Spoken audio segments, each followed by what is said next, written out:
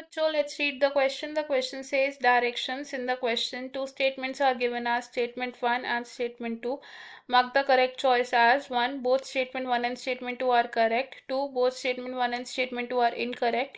3. Statement 1 is correct and statement 2 is incorrect. 4. Statement 1 is incorrect and statement 2 is correct. Statement 1. Marine plants living at different depths of the ocean like red algae do not receive all the color components of the visible spectrum. Statement 2. The occurrence of the vegetation in any area is majorly dependent on the following three factors: pH, mineral composition and topography. हमारे पास दो statements है. First statement में कहा गया कि marine plants जो different depths of water bodies या oceans में रहते हैं, जैसे कि रेड एल्गे, इन ऑर्गेनिजम्स तक विजिबल स्पेक्ट्रम के सभी कलर कंपोनेंट्स नहीं पहुंचते हैं. सेकंड स्टेटमेंट में कहा गया है कि vegetation in any area mainly depend करती है पीएच, मिनरल कॉम्पोजिशन और टोपोग्राफी पर. तो इस क्वेश्चन में हमारे पास 4 ऑप्शन दिए हैं. हमें इनमें से करेक्ट ऑप्शन को चूज करना है.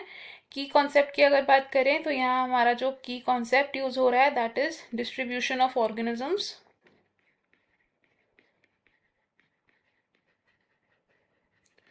Distribution of organisms. तो प्लांट्स और एनिमल्स डिफरेंट फैक्टर्स के बेसिस पर डिस्ट्रीब्यूटेड होते हैं इन डिफरेंट रीजन्स. अगर हम बात करें मरीन ऑर्गेनिजम्स की, मरीन ऑर्गेनिजम्स की, तो मरीन वाटर बॉडीज जैसे कि ओशंस में ऑर्गेनिजम्स डिफरेंट डेप्थ्स पर रहते हैं एट डिफरेंट डेप्थ्स पर रहते हैं. एंड मरीन प्लांट्स जैसे कि रेड एल्गे की अगर हम बात करें तो रेड एल्गे हमें मिलता है mainly at the deepest regions of the oceans. और इस डीपेस्ट रीजन ऑफ ओशन तक सोलर रेडिएशन की विजिबल स्पेक्ट्रम्स के सभी कलर कंपोनेंट्स रिसीव नहीं होते. तो it do not get all the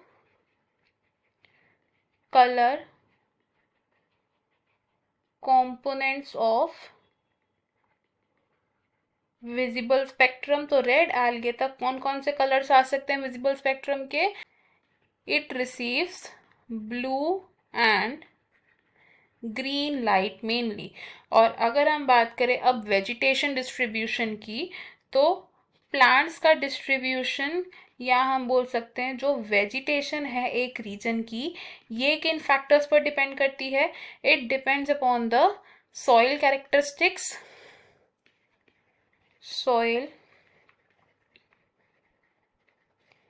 characteristic जैसे कि soil grain size, water holding capacity of the soil, soil composition, etc. Next, it depends upon the pH, mineral composition, mineral composition and the topography of the area.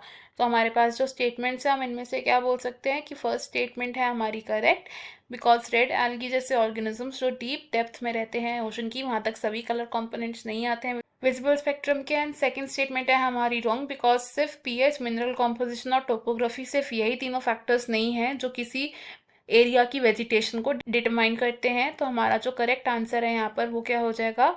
It is option number 3 which says statement 1 is correct and statement 2 is incorrect. इस question में हमारा final answer है option number 3. बाकी के option हमारे यहाँ पर wrong हो जाएंगे. I hope you have understood it well. Best of luck. Thank you.